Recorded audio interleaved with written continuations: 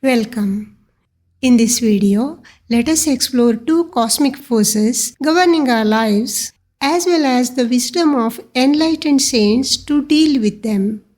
These forces are the law of karma and the law of grace. Our lives reflect the lives of two birds mentioned in the Mundaka Upanishad. These two birds are intimately connected, but they are totally different in their behavior. While they are sitting on the same tree, one of them hops over every branch and eats fruits, but the other bird just watches his friend's action without reacting, without moving.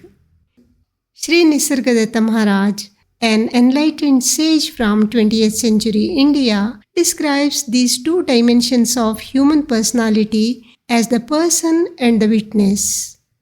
What is the person and what is the witness? The person is that which draws its identity from the body and the mind. While the body has a certain shape and volume, the mind is filled with thoughts and feelings that have their span in time. On the other hand, the witness is a dimensionless and timeless center of observation. Nisargadatta says, the person is but the shadow of the mind. It is the sum total of memories, but cannot exist by itself. In fact, it merely appears to exist with some shape and volume, like the space within a pot appears to have the shape and volume of the pot.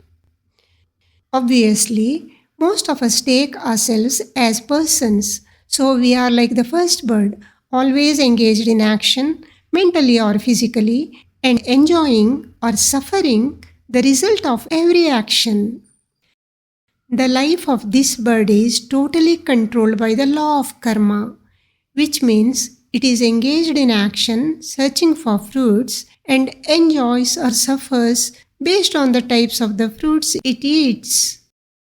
Ditto with our choices and actions.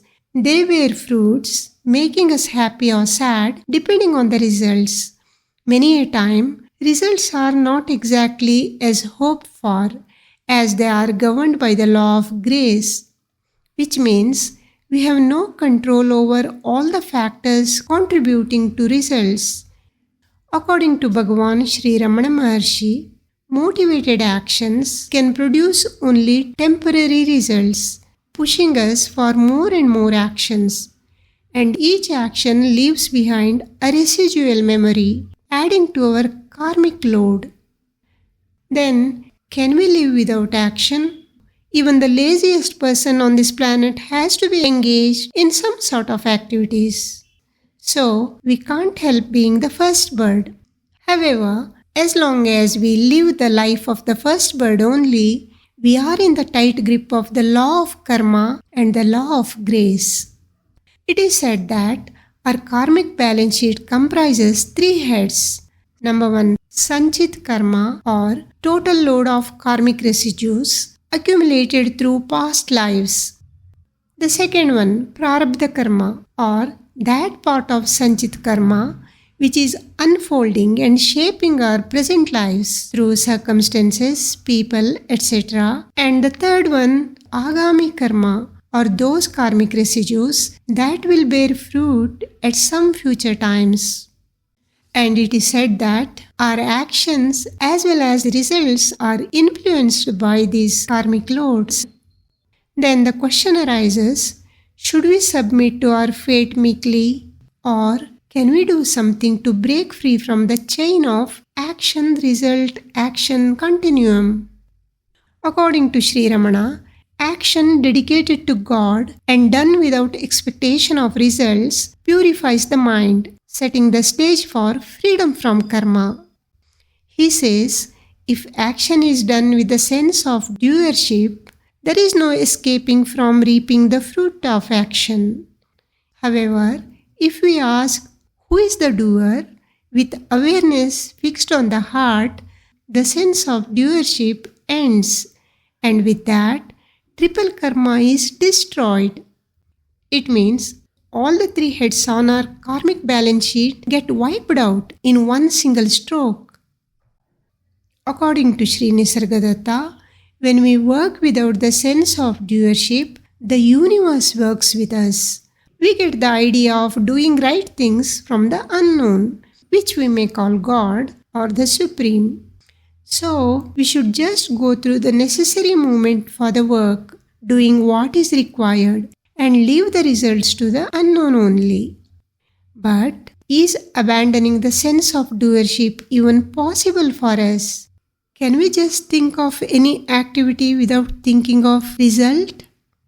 Sri Ramana assures us that asking who is the doer does the trick. The very questioning shifts our sense of I thought from the active first bird to the silent second bird, even as the action is being carried out. This second bird is the witness in us, which is the point of pure awareness, as said before. When we become witnesses, we start watching our movement in the body and the mind. We watch the action being carried out without getting involved in the movements. One may ask, how passively watching ourselves can bring about any change in us? Nisargadatta says, there is nothing passive about witnessing. Actually, the state of witnessing is full of power. It detaches us from the ongoing action and its results. So, it is possible to work without anticipation, which makes us act freely without tension. Our actions become spontaneous. He says, an action in which we are not emotionally involved and which is beneficial and does not cause suffering to others will not bind us.